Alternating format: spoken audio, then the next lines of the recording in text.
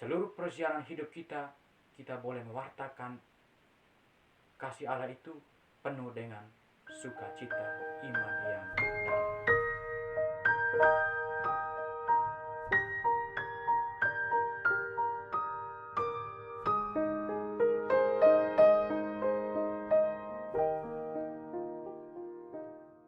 Inilah Injil suci Yesus Kristus menurut Matius. Sekali peristiwa, Yohanes Pembaptis yang berada di penjara mendengar tentang pekerjaan Kristus. Lalu ia menyuruh murid-muridnya bertanya kepada Yesus, "Engkaukah yang akan datang itu, atau haruskah kami menantikan orang lain?" Yesus menjawab mereka, "Pergilah dan katakanlah kepada Yohanes apa yang kamu dengar dan kamu lihat.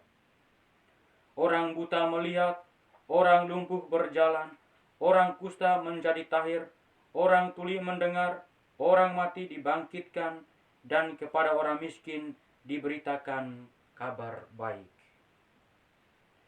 Berbahagialah orang yang tidak sangsi dan tidak menolak aku."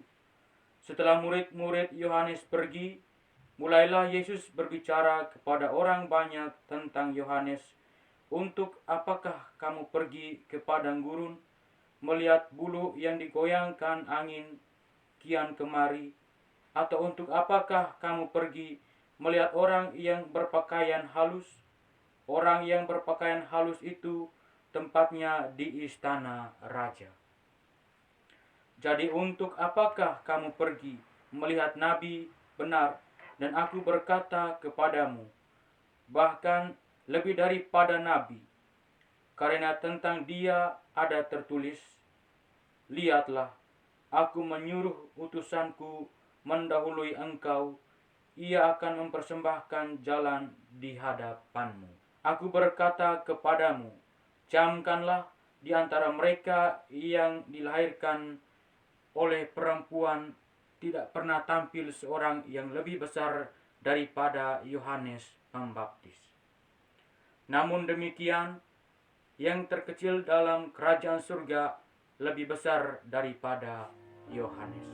Demikianlah sabda Tuhan.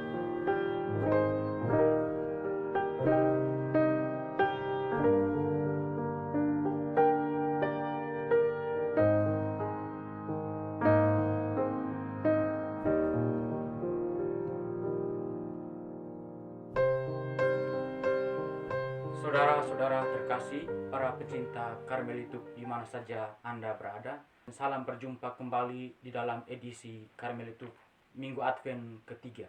Tema permenungan ini, sukacita sebagai brand iman dalam masa Advent. Saat ini Gereja Katolik Universal memasuki Minggu Advent ketiga, atau dalam bahasa Latin itu disebut dengan Minggu Gaudete atau Minggu Sukacita, itu dalam bahasa Indonesia. Di mana minggu ketiga Advent itu ditandai dengan lilin itu warna merah muda. Gereja Katolik Universal ini telah memasuki masa Advent minggu ketiga, di mana minggu ketiga ini menawarkan kepada kita suatu sukacita iman yang bukan saja ditawarkan kepada kita, tetapi harus diresapi di dalam hati kita masing-masing.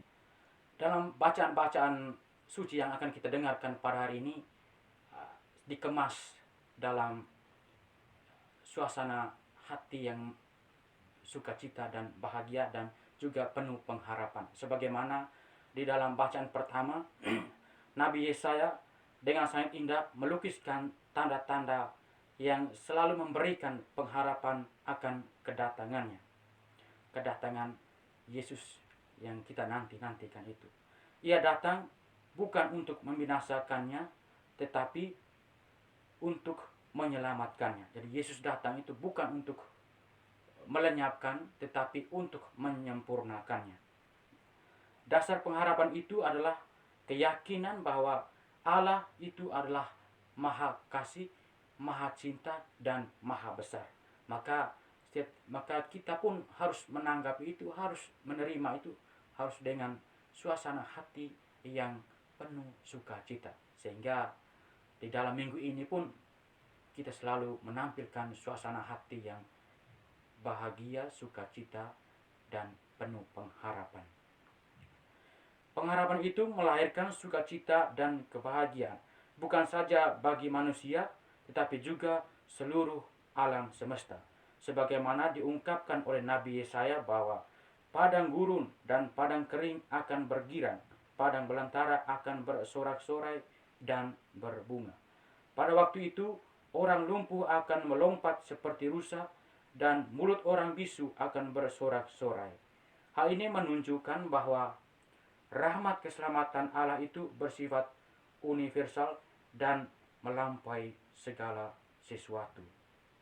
Ya, sehingga di dalam bacaan pertama kita mendengar bahwa rahmat kasih Allah itu melampaui segala sesuatu, sampai orang buta pun bisa melihat, orang tuli bisa mendengar, orang bisu pun bisa berbicara. Dan bahkan bukan hanya disampaikan kepada manusia, tetapi melampaui alam semesta, bahwa padang gurun yang kering kerontai itu bisa berbunga dan lain-lain sebagainya. Ini menandakan bahwa rahmat kasih karunia Allah itu melampaui tanpa batas. Maka kita dalam menanggapi rahmat Allah yang universal haruslah memiliki sukacita iman yang dalam, sebab sukacita iman itu sebagai sebuah produk atau brand iman yang bukan saja ditawarkan kepada kita, tetapi harus diresapi di dalam hati kita masing-masing, supaya seluruh perjalanan hidup kita sekaligus di dalam hidup bersosialitas kita itu, kita selalu diwarnai dengan sukacita dan damai sejahtera. Meskipun kita sering jatuh dalam hal-hal yang sering kali membuat orang lain menderita, orang lain susah, dan lain sebagainya. Tapi itulah realitas kita manusia. Tetapi di satu sisi bahwa bukan hanya saja kita hidup ini seorang diri, tetapi karena kita hidup berdampingan dengan orang lain, maka sukacita iman itu adalah sebuah produk atau brand yang harus kita ditanamkan dalam hati kita masing-masing. Sebagaimana kalau kita melihat di siaran televisi itu, artis-artis itu mereka mulai menawarkan brand-brand ambasador yang baru itu. Artinya ketika mereka menawarkan itu dengan suasana hati yang bahagia, supaya menarik para pembeli itu, sehingga brand itu pun, saya kira di dalam iman kita pun demikian ya. Kita ya boleh dikatakan bahwa iman itu adalah sebuah brand atau sebuah produk yang memang harus kita tanam di dalam hati kita masing-masing gitu. Karena itu adalah inti dari iman kita. Dan dalam bacaan Injil, Yesus itu tidak menyatakan kepada murid Yohanes bahwa dia yang dinantikan oleh umat manusia, yang diwakili oleh bangsa Israel. Yesus hanya menunjukkan apa yang telah ia lakukan. Kedatangan Yesus itu menghadirkan wajah sukacita bagi mereka yang berharap kepadanya. Rahmat Allah tidak pernah mengecewakan manusia, namun justru merasa terhibur di dalam hati setiap orang yang mau menanggapinya. Ia datang untuk membebaskan umatnya, sehingga di dalam bacaan Injil kita mendengar bahwa orang buta melihat, orang bisu berbicara, orang lumpuh bisa berjalan, orang mati dibangkitkan, dan orang miskin diberi kabar baik. Ini adalah tanda-tanda nyata kehadiran Allah yang telah diresapi, yang telah diimani di dalam hati kita masing-masing.